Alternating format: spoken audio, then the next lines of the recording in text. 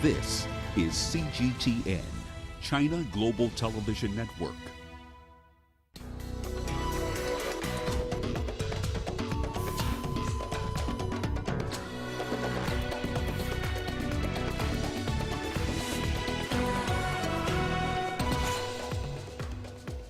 As leaders attend the UN Climate Conference in Glasgow, what are Africa's priority areas in climate change?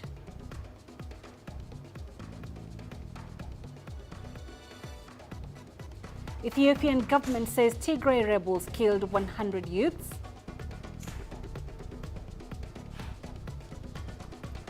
And a traditional ceremony in Benin brings together dozens of twins to be honored as deities. This is Africa Live. Thank you for joining us. I am Peninah Karibe, and with the business headlines is Uche. Thanks, Peninah. And here's a look at what's coming up on Africa Live Bit. Namibia suspends poultry imports and products from Germany and the Netherlands over an avian flu outbreak. And we shine a light on the energy situation in Africa, and today we're looking at South Africa. Of course, all that coming up within the program. For now, back to you, Peninah. Thank you, Uche.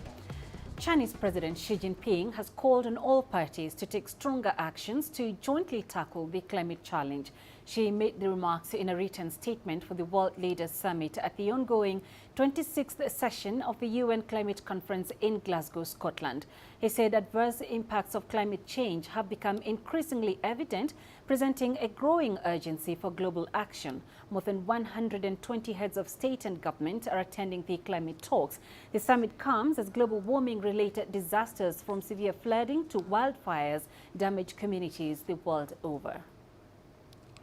Leaders attending the climate change summits have been urged to help save humanity. They have been warned that failure to do so was immoral and would sow bitterness for generations. Let's now sample some of the quoted quotes from the leaders. United Nations Secretary General Antonio Guterres said, "It is time to say enough to brutalizing biodiversity and killing ourselves with carbon." Guterres also urged the delegates to choose ambition, solidarity, and to save humanity.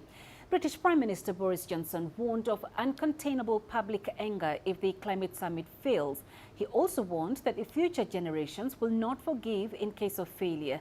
US President Biden added that we are still falling short and there is no more time to hang back or sit on the fence or argue amongst ourselves.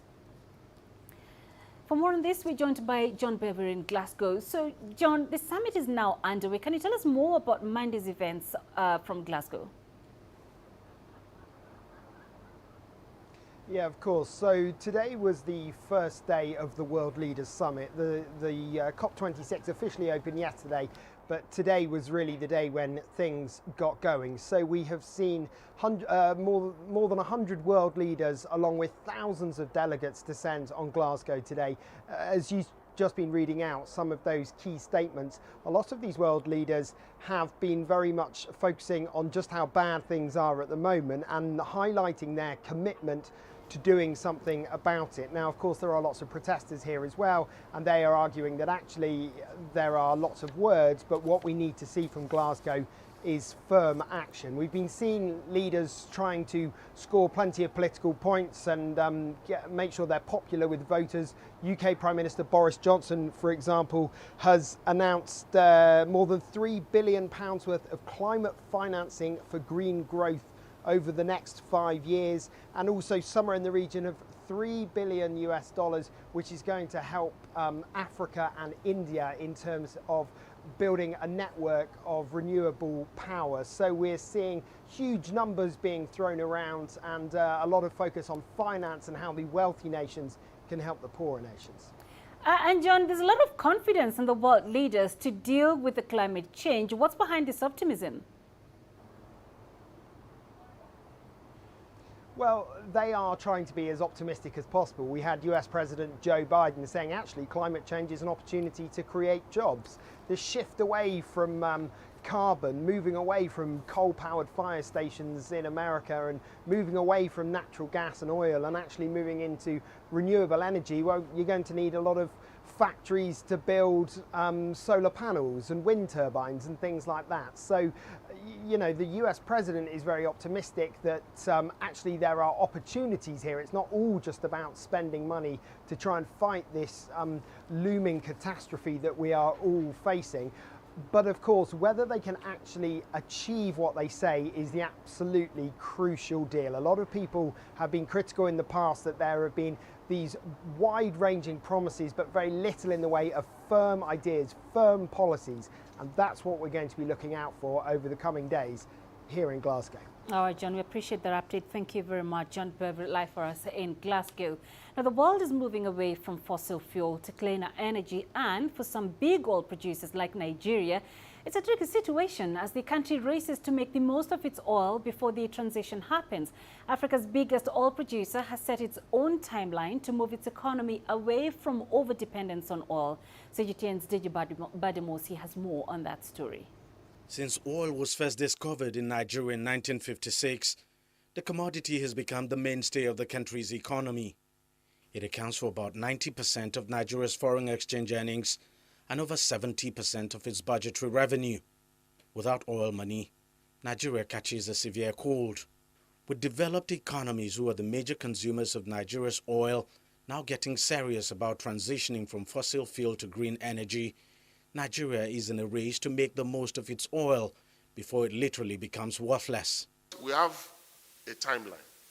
The outlook is that oil is going to account for about 50% of the global energy mix in the next 20 years. So let us try and see how we can focus and get out as much oil as possible so that we are not able to, we will not be left with too much oil in the ground when the global world, when the rest of the world has moved away from oil.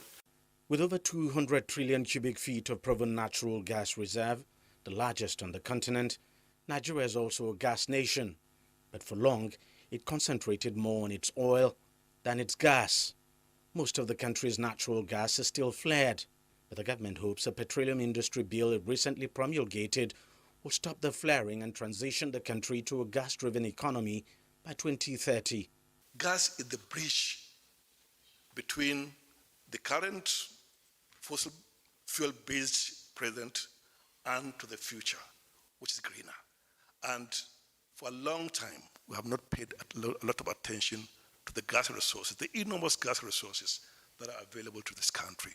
And that's why much of the emphasis, if you go through the document, will be on how do we bring gas to bear. So moving from an oil-dominated economy to a gas-based economy. Domestically, the use of gas either for cooking or powering generating plants is growing. The government is also driving a campaign to get more cars in the country run on compressed natural gas. It targets to get around 1 million cars run on gas by the end of this year. Even though that target is unlikely to be met, the consciousness towards cleaner energy is growing. In terms of the local development for gas, developing the local market, government has 4 priority areas. The first one is gas to power, which takes close to 75% of the gas. There's gas-based industries. So those are industries that use gas as raw material, like methanol and fertilizer. There's gas as fuel, and then there's LPG. So while oil is irreversibly on its way out, Nigeria doesn't seem to be panicking. The government says the country's potential gas reserve could reach around 600 trillion cubic feet. It is counting so much on its new petroleum law to attract huge investments to its gas sector. If all works according to plan, it's only a matter of time before gas effectively takes over as the engine room of this economy of over 200 million people. Deji Bademosi, CGTN, Lagos, Nigeria. A tribal group has announced it would lift a 6-week blockade on Sudan's main seaport. This comes a week after the Sudanese military's power grab. Barricades were lifted on Monday at the port and on the main road to Khartoum. Major tribal group members shut down the Red Sea port in September. They called for a range of demands, including the replacement of the civilian-led government. Opponents of last week's military takeover had accused the army of supporting the blockade. Sudan's army denies those claims. Earlier, we had a chat with Tembisa Fakude, a senior research fellow at the Africa-Asia Dialogues. He gave us some analysis on the developments in Sudan and what would be a likely solution to end the political unrest there. Well, I think there are two standoffs right now. One is the standoff that insists on the reinstallation of the civil part of the government. As you know, the Sovereign Council considered of both military and the civilians. So there's that one standoff. But there's another standoff taking place in Sudan, which is people actually wanting the government to dissolve. The Sovereign Council, many of those people have been calling for it to dissolve because of lack of delivery of the promises that they've made, including the resuscitation of the economy. So it's quite complicated at the moment. I think what will probably solve this is the election. We know that Abdel Fattah al-Burhan has announced that it's going to be in July 2023, but they might be compelled to push the elections forward. If that was to happen, you are likely to find a military-backed party winning those elections because they happen to be the most organized at the moment within the political fraternity in Sudan. But we must remember again that the Sovereign Council was an interim government. So even if you were to hand over to Abdallah Hamdok, chances are he has to call for elections as soon as he resumed the power. I think the belief at the moment in Sudan, strangely, is that there is an assumption that Abdallah Hamdok was an elected leader, but he was not an elected leader. He was chosen by the people, the civilian part of the government, to represent them within the government. So we'll have to wait and see what's going to happen. But I don't see any way out of the current quagmire except for the military to call for early elections, different from the timeline that was already set by Abdel Fattah al-Burhan of July 2023. They'll have to push the elections forward. Ethiopia's government has accused Tigrayan rebels of killing 100 youths in the town of Kombolcha. The TPLF rebel group announced on Sunday it had seized the town and its airport 130 kilometers south of the Tigray region and 380 kilometers from the capital Addis Ababa. Ethiopian Prime Minister Abiy Ahmed called on all citizens to mobilize. The government did not say whether those allegedly killed by the rebels were combatants or civilians. The TPLF dominated Ethiopian politics for nearly 30 years before Prime Minister Abiy Ahmed took office in 2018. Thousands of innocent citizens and the youth have been killed by the rebel group. Many sisters have been raped. They have been morally crushed. This invading group has also destroyed so much infrastructure as well as looted people's property. Farmers and those residents of different towns have been particularly affected by the cruel acts of the TPLF rebels. You're watching Africa Live. Let's take a short break. Coming up, South Africans are voting on Monday in local government elections.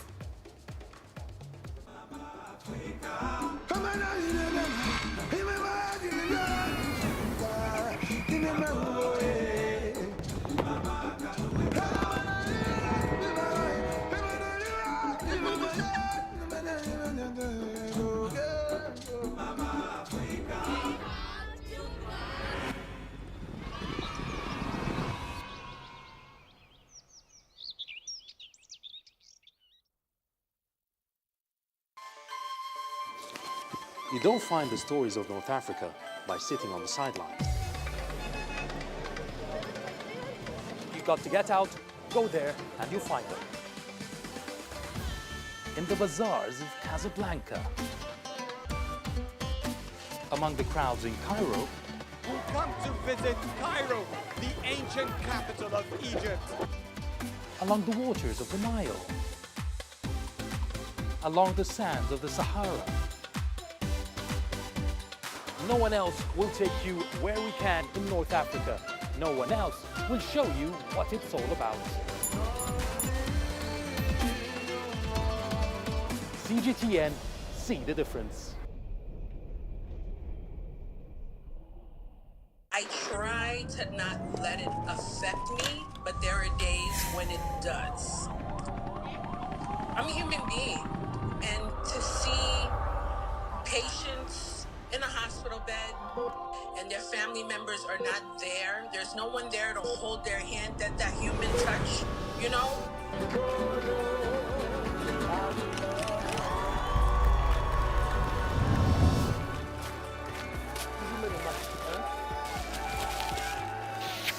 I just hope everyone can remember that the situation is not permanent and that everything will get better eventually.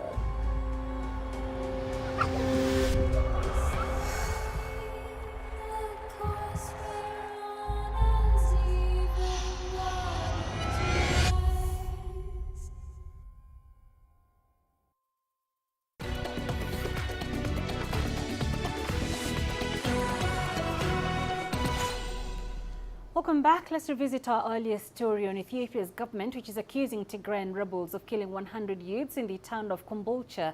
For more on this, we're joined on the line by CGTN's Gurum Chala in Addis Ababa. Gurum, can you give us more details on that statement by government? How were these youths killed? So, Peninah, according to a government source, and this is particularly from the Ethiopian Communications Service Ministry, they're saying that the killing that happened at Kombolcha city by TPLF force has a character as in it's an assassination-like kind of killings which took place. And it took place in the middle of the town against young men and women who were by TPLF thought to be threats of their advancement. That's according to the government. But from the TPLF side, we cannot really verify this. In fact, sources that come out of Mekelle tell us that this is a fabricated information from a government side. We are in control of the city. That's what we are hearing, but we cannot really verify that at the moment, as there is no communication in that region. But in general terms, the government is accusing TPLF of looting, killing, and these 1,000 young people were killed because TPLF thought they are threats for their advancement, Peninah. What is the security situation currently? Is Kombolcha under TPLF?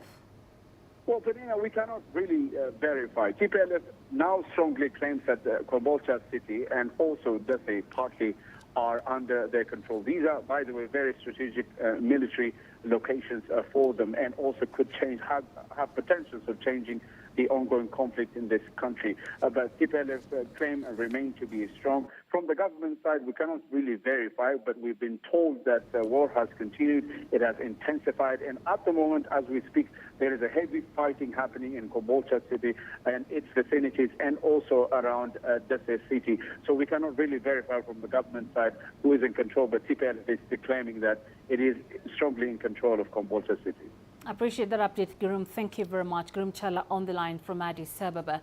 In South Africa, voters were up early on Monday voting for their local representatives. They will be electing councillors, or they were electing councillors for 257 municipalities from among 60,000 candidates and at least 300 political parties. While these are municipal elections, they are a big deal because parties and leaders use them to gauge their performance. The elections come only months after the deadly riots in July that followed the jailing of former President Jacob Zuma. Speaking to media after he had voted in his registered suburb in the sprawling Soweto metropolis, President Ramaphosa wished all the parties good luck in the one-day poll. He acknowledged that the party had a lot of work to do to regain the trust of some of their voters and supporters. Speaking to voters at the polling station, they were all voting to change things, in fact. Unemployment, formal housing, running water, and a dignified way of life were all the common themes. Analysts say that it's an important election, but difficult to predict which way it will go. There's a new party contesting votes, and it's unclear how the EFF, the second largest opposition party, will fare outside of its rural strongholds. We should have a clearer picture by Thursday when the final results are in. I'm Angelo Coppola for CGTN in Soweto, South Africa. Egypt has warned about the consequences of delaying the Libyan election. The concerns were raised in a meeting between the Egyptian Foreign Minister Sameh Shoukry and the UN Secretary General Special Envoy to Libya Jan Kubis. The duo met in Cairo ahead of an ongoing 5+5 Joint Military Commission conference, which includes representatives from Sudan, Niger and Chad. More details with CGTN's Adel Mahroui from the Egyptian capital, Cairo. As the deadline to hold Libya's general elections on December 24 approaches, Egypt's concerns are growing. In a meeting between the Egyptian Foreign Minister Sameh Shoukry and UN envoy Jan Kubis, Cairo warned about the efforts some in Libya are leading to postpone the vote. Sameh Shukri reiterated that delaying the elections will have negative consequences on Libya's stability and security. There is good exchange of information between Egypt and the UN, but there must be more cooperation in many fields. There are many challenges facing the elections. None of those current named candidates, Saif al-Islam Gaddafi, Haftar, Aquila Saleh, or Bashaga, represent all of Libyan people, and there are no guarantees over the integrity of the whole elections. During the meeting, Egypt renewed its calls to end all forms of foreign intervention in domestic affairs of its western neighbor. A foreign ministry statement said that the continuous presence of foreign fighters, quote, represents a clear threat to Libya's sovereignty. Libya is facing a huge problem. So far, the evacuation plan of foreign fighters has not been settled yet. Libyans still need to agree on a way to implement that. Given the current circumstances, I can't imagine Libya holding elections. How can Libyans cast their votes while armed groups in many regions are threatening the democratic process? From his side, Kubish updated the Egyptian foreign minister with the latest communications he held with countries concerned with the Libyan crisis. He also stressed that the withdrawal of mercenaries and foreign fighters from Libya must take place in a way that would not have a destabilizing effect on the country. Shukri and Kubish met before Cairo saw the launch of a three-day conference that brings representatives from Egypt, Sudan, Chad and Niger with Libya's 5+5 Joint Military Commission. Together with the UN, they aim at finalizing a plan that sees countries help in receiving fighters or mercenaries in Libya. Adel Mahroui, CGTN, Cairo.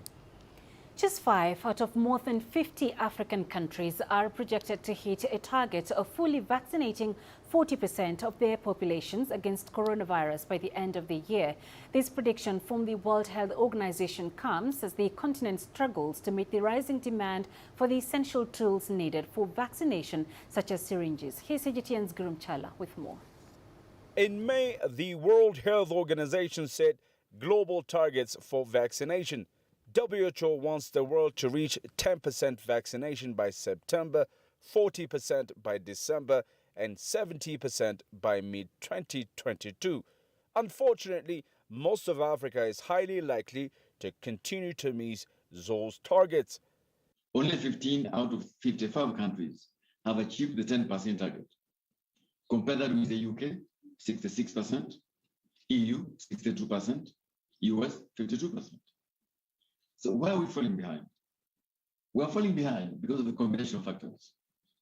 First of all, African states relied at the beginning a lot on a combination of bilateral deals, donations, COVAX vaccine sharing scheme. Our countries struggled to get supplies, even via COVAX. A lot of promises have been made at a global level, but of the more than 1 billion doses promised, less than 15% have been delivered. For Africa, just to reach the 10% vaccination level, the continent requires at least 270 million doses now. However, it is not only vaccine supply that is posing problems.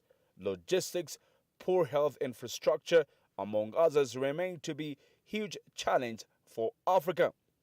Africa's CDC is urging the developed world and vaccine manufacturers to step up their efforts and deliver on the promises made.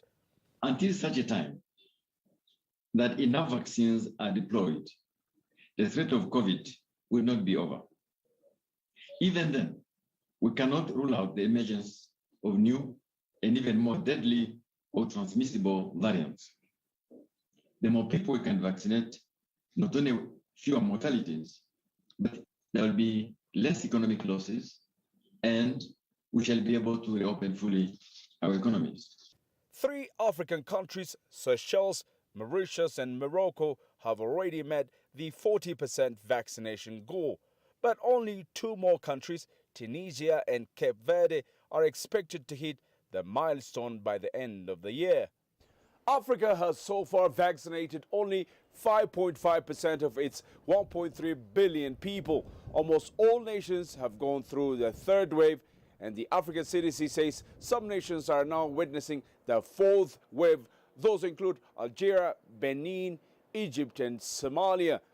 Grumjara CGTN, Addis Ababa, Ethiopia.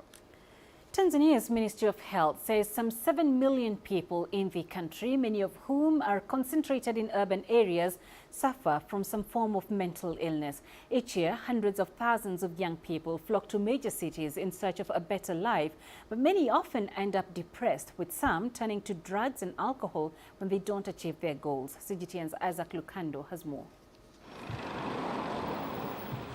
Simon Zephaniah makes a living washing and parking cars in an upscale neighborhood in Dar es Salaam. He's been here for 17 years. His meager earnings, he says, have often led to bouts of stress and depression. Not being able to handle the stresses of the COVID-19 pandemic caused him to have a mental breakdown. There wasn't a car in sight to wash. Clubs and bars were all closed, with some only opening occasionally. We were really affected. I was personally psychologically affected. I sat and thought to myself that I can't live like this, and decided to move back in with my parents who live up country. The Ministry of Health says there are around 7 million people like Simon in the country suffering from mental illness, 3 million of whom need specialized help. Simon believes social stigma and an inadequate number of mental health practitioners are the main reasons many people don't get help. There are very few psychologists. It's not like you can just go somewhere and find them and share your thoughts with them. There are just so few of them. Getting an opportunity to talk to one would be ideal, to air out one's issues and listen to their advice in order to solve your problems. The country's oldest mental hospital, for example, has only about 590 beds. With 1 in 10 Tanzanians likely to experience mental illness, the government is now prioritizing access to treatment for its citizens.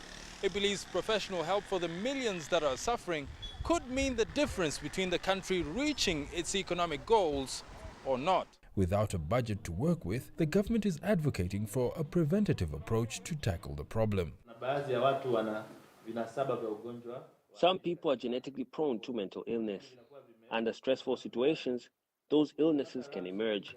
So to prevent such illnesses, we need to think of people from when they're still in the womb, after birth, and even in the upbringing. We need to teach these young people how to deal with stress. The government says it's finalizing a revised health policy, which will include provisions on tackling mental health and reducing alcohol abuse. Pleased with the move, the Tanzania Psychological Association says this will go a long way in helping many improve the quality of their lives. Isaac Lukando, CGTN, Dar es Salaam. Time now to catch up with the day's business news. Let's go to Ucha for the latest. Thanks, Peninah. And coming up on Africa Live Biz. Namibia suspends poultry imports and products from Germany and the Netherlands over an avian flu outbreak. And we shine a light on the energy situation in Africa. Today we're looking at South Africa.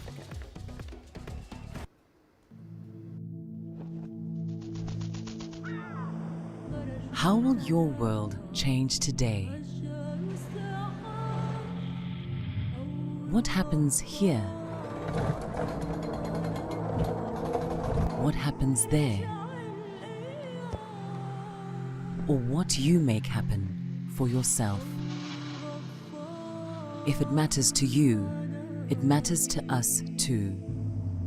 Your stories are the stories that need to be told. Africa Live. Find your voice.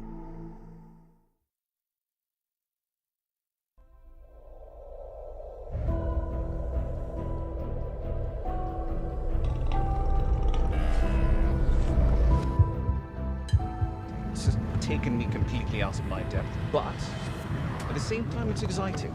It's new, it's different, it's a challenge. It's really exciting.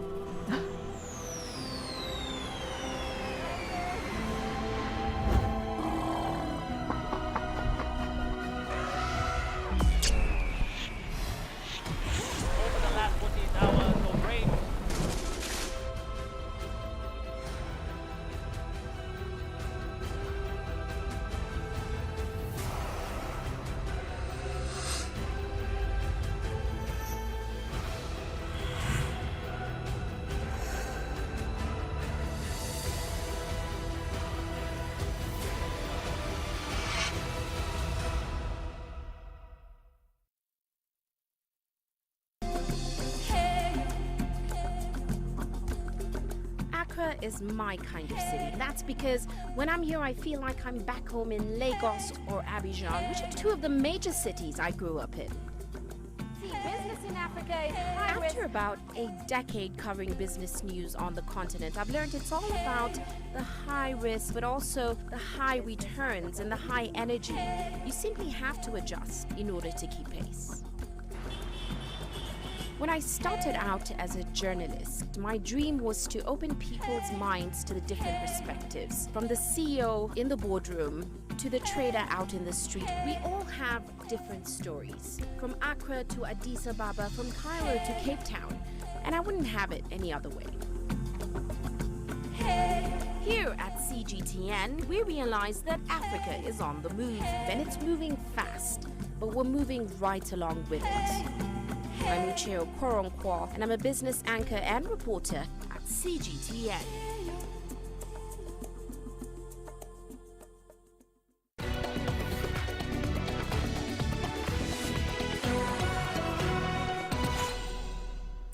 Well, let's start off in Namibia. The country has suspended imports of live poultry, birds and poultry products from Germany and the Netherlands. That's after outbreaks of the highly pathogenic H5N1 bird flu in the European countries. Now, Germany reported the bird flu outbreak at a goose farm last week, while commercial farms across the Netherlands were ordered to keep all poultry inside after an outbreak at a farm in the central province of Flevoland. Namibia's Veterinary Services Directorate said it had, with immediate effect, suspended the imports and in-transit movement of live poultry, birds, raw poultry products, live ostriches and ostrich products from the two countries. It also said consignments of poultry products packed from October 1st in Germany and October 5th in the Netherlands would be rejected and returned or destroyed at a cost to the importer. The risk to humans from the disease is considered pretty low, but previous outbreaks amongst farm birds have resulted in extensive slaughtering programs to contain the spread. And heading to South Africa now, the country's state-owned rail, port and pipeline company, Transnet, has recorded its first loss in recent memory.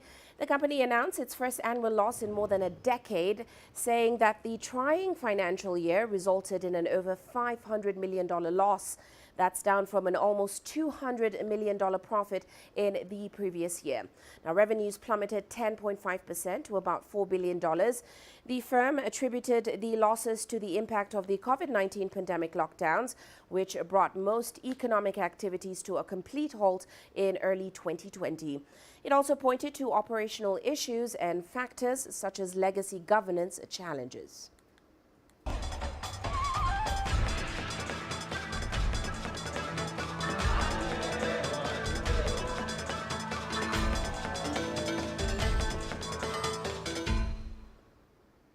Now, despite hefty investments into new power generation in South Africa, state utility Eskom is still unable to guarantee a steady electricity supply. South Africans have had to bear the brunt of power cuts, rising electricity prices and higher fuel costs. Now, many South Africans have invested in renewable energy, but as Sumitra Naidu now reports, this is an expensive exercise that only a few can afford. Load shedding has been with us on and off since late 2007 and really started to bite in 2008. And it's expected that intermittent load shedding will be occurring for the next several years. We've got to be ready to start taking ownership of our own future. Homeowners and businesses trying to secure their own power have done so at a huge cost. Independent power producers have only now been allowed to sell energy in South Africa. That has opened up the market for greater potential for renewables and for other combined heat and power and embedded generation opportunities. And that is certainly opening the horizons for energy systems.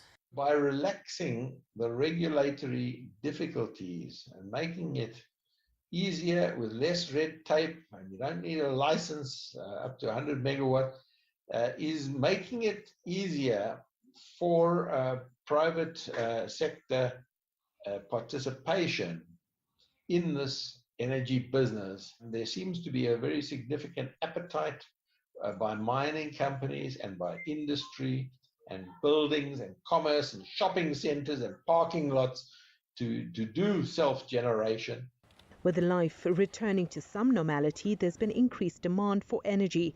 Oil and coal prices have risen significantly, offsetting efforts to limit the use of fossil fuels. The energy market in South Africa definitely needs to be opened up to more private investment, to more embedded generation opportunities, as this is the only way for the market to grow and for it to become more efficient and more sustainable. We completed the so-called Integrated Resource Plan for Electricity in November 2019, and since then, not a single kilowatt of new generation capacity has been procured publicly. So the public procurement process is simply too slow. And I think customers are now beginning to look to the private sector and to generating their own electricity. South Africa, like the rest of the world, wants to reduce its emissions, but the country can't afford a transition to a low-carbon economy just yet. Global investments in clean energy are currently sitting at $1 trillion, but it needs to be 3 times that amount in order to meet climate goals. Sumitra Naidu, CGTN, Johannesburg, South Africa. Now, most industries in South Africa had no choice but to evolve quickly during the COVID-19 pandemic and, of course, adopt a more digital way of doing things. The medical sector was not left behind, with hospitals and clinics seen as the hotbed of COVID-19. Doctors took their services online, but their transition to digital platforms is still comparatively lower than in some developed markets, such as the US. Here's CGTN's Julie Shire taking a look. South African doctor Dulcie Rakumakoye took up medicine after watching her grandmother's agonizing wait at clinics. She didn't anticipate that online consulting would be a way to provide affordable healthcare. But COVID-19 changed the way she interacts with her patients. But we've had very good results, with the virtual consultations where patients have even referred like their other family members. After consulting online, you find someone saying, well, I have a grandmother there, can they also do this? And that has been how online service, has kind of grown. Discovery Medical Aid Group saw similar trends across its Doctor Connect network. Remote consults soared in the strict lockdown when people were stuck at home and hospital visits were risky. We saw about a 30-fold jump in the number of telemedicine consults that we delivered across our digital healthcare platform here at Discovery through COVID-19. Unfortunately, it's tapered off as the waves of COVID-19 have ended. There still, however, seems to be some skepticism about seeing a doctor on a computer. Patients definitely prefer to be touched. Patients prefer to come in and have a stethoscope go on their chest. That's when they feel like they have received the best, like quality care. But patients do realize that there are situations where like what they have can be sorted out like pretty quickly online. Digital services are expected to become more popular as trust in the system grows. Discovery is now preparing to launch a fully virtual hospital early next year. We've actually tested it in reality that we are able to deliver care remotely outside of traditional hospital settings. We've looked across our database of about 1 million patients being admitted to hospital per year. And inside that, we see that at least 50,000 could easily, we think, be treated at home every year. Virtual platforms could reduce costs and improve healthcare for South Africans. Less than 20% of the population have access to quality care through the private sector. The majority, however, still rely on state hospitals and clinics and are often stretched to the limit. This model could be a game changer for the African continent, where health systems are still underdeveloped and access to doctors remains a challenge. Julie Shara, CGTN, Cape Town, South Africa. And heading to Tunisia now, the country has opened its 15th edition of the International Exhibition of Agriculture, Agricultural Machinery and Fisheries 2021. It is organized by the Tunisian Union of Agriculture and Fisheries and the Tunisian government. Take a look. The Tunisian Minister of Agriculture emphasized the role of this sector for the country's economy. He noted that the state will support farmers who are facing multiple challenges. Agricultural output is vital to the North African country's economy, accounting for 12 to 16% of the GDP, depending on the size of the harvest. This is the second largest agricultural exhibition in Africa. It is an opportunity every 2 years for Tunisian farmers and fishermen to learn about the latest technology in agriculture, to face the challenges of water scarcity and drought, climate change and its impact on agricultural production, and new diseases. Saifuddin Amdouni is the manager of a Tunisian company making stainless steel containers for milk and olive oil. He welcomed the resumption of normal business activity after the COVID-19 lockdowns. This exhibition is taking place after a period of interruption due to the pandemic. Here we are in direct contact with thousands of farmers. This event is important for boosting our sales. Our company is making 100% Tunisian products. The exhibition covers an area of 23,000 square meters. Many pavilions were dedicated to cattle breeding, fishing, aquaculture and organic farming, as well as farm machinery and equipment and modern farming technology. The Project Tunisia helicopter consists of performing field crop treatments using a helicopter. We operate in olive farms, palm oases and citrus farms. Lotfi Zgiri is a farmer from the northwest of Tunisia. This is his 15th visit to the fair in more than 30 years. Lotfi invested all his savings in a new tractor. I signed a contract to buy my first tractor. It's much easier to find and test the machine here at the fair because many national and international companies are present to have their share of the agriculture market in Tunisia and Africa. The organizers of the International Exhibition of Agriculture, Agricultural Machinery and Fisheries dedicated several branches for rural women to promote and market their local products. 400 exhibitors from 35 African, Asian, European and Arab countries took part in the 15th edition of SIAMAP, the Food and Agriculture Organization and the World Organization of Farmers, and the promotion of family farming in West Africa were among the main guest organizations. Adnan Shawishi, CGTN, Tunis. Meanwhile, Egypt's central bank says the country's balance of payments recorded a surplus of $1.9 billion in the fiscal year 2020-2021. Now, this is against a deficit of $8.6 billion a year earlier due to the COVID-19 pandemic. The balance of payments is the difference between expenses and revenue in a country's transactions with the external world. And CGTN's Yasser Hakim looks at the reasons for this positive turnaround in the North African nation and, of course, expectations for the upcoming year. Egypt saw a considerable drop in main sources of revenue during the pandemic year in tourism, exports, tax collection and foreign direct investments. The result was a deficit of $8.6 billion.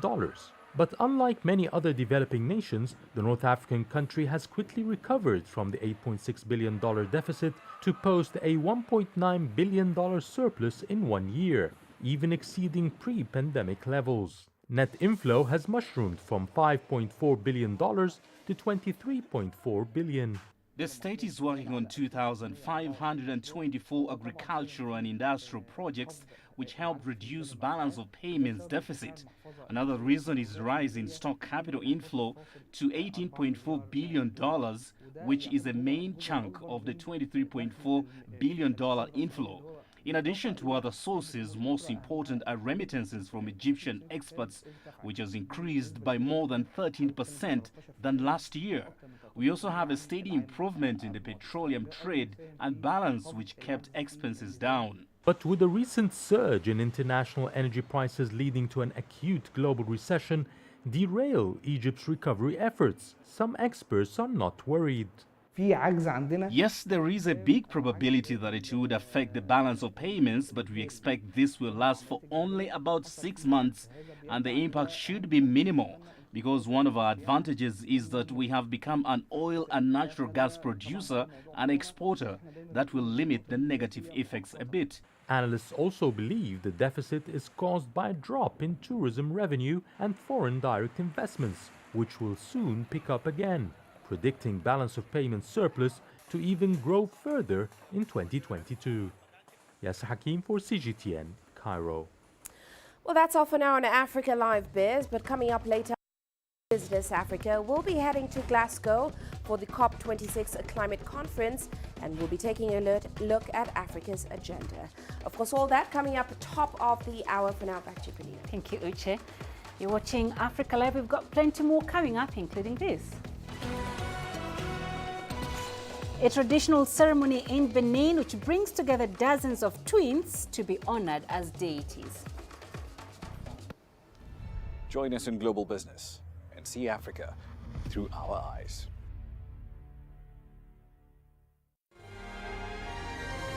The greatest journeys,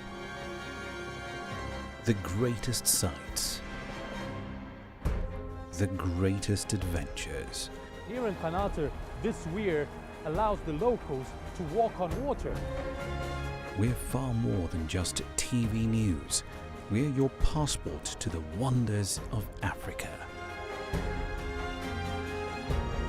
To bring you stories of struggle, survival and hope.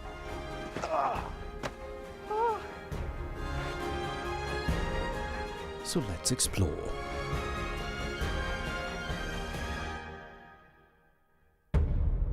CGTN. See the difference.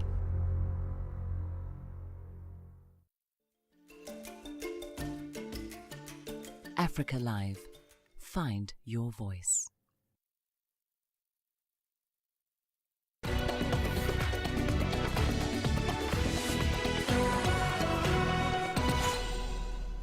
Let's head to Benin, where twins are not just considered as your regular bundles of joy. Many see them as gods and believe twins can bring good or bad luck depending on how they are treated. CGTN's Wanja Mungai brings us the story of a special ceremony by a voodoo priestess. It's a happy day here in Abomey Kalavi, a city in Benin. They call it the Voodoo twin ceremony to honor the twins. I thought of such a celebration to honor the twins, to honor them as we honor deities, just as we implore other deities. Both living and dead twins are equally revered and treated as demigods. These Beninese people believe that their fortune or misfortune depends on how their society treats the twins. La bénédiction, le progrès. Blessings, improvement, total success. I have come for them to pray for me, for all the twins here to be with me, for my family to be well, for my business to work, for total success, for joy in my family. For the dead twins, the Beninese people still consider them as part of the society. When there is a miscarriage, we say they went back to the forest to look for wood. So it's important to represent them as a divinity. This is where the spirit is. The spirit of the divinity is represented. It is the spirit of the divinity which is represented that we worship. These wooden hearts are said to host the spirits of those gone to the forest to fetch firewood. Parents are expected to pamper the dolls, and failure to do so might attract bad luck. These are not practices. They are not things. They are gods on earth. When we believe in them, we take them seriously. They bring happiness, prosperity, wealth. We are not lacking in anything. You just have to believe. These rituals are popular not only in Benin, but in neighboring Togo and Nigeria. Antonia prides herself in honoring the twins and hopes that her offerings of money will be accepted. Wanja Mungai, CGTN. And coming up in sports, South Africa's Mamelodi Sundowns ladies team set for historic debut in the African Champions League.